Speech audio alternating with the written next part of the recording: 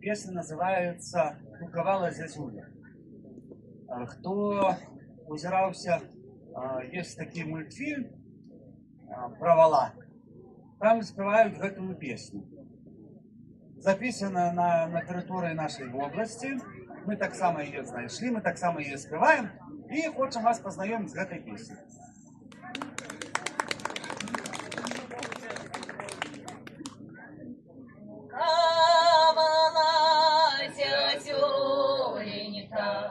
Саду на помосте, эй, кукала зязюленька. Саду на помосте приехали до девчины, три казаки в гости, эй, приехали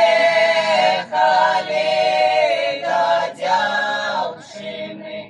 Три казаки в гости, один иде коня вяде, другий коня вяже, эй, один иде коня вяде, другий коня вяже, третий стоит под окенцем.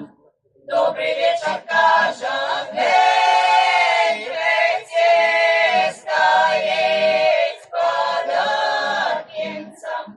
Добрый вечер, кажа, добрый вечер, стара мати, дай воды напиться, эй, добрый вечер, стара мати, дай воды напиться.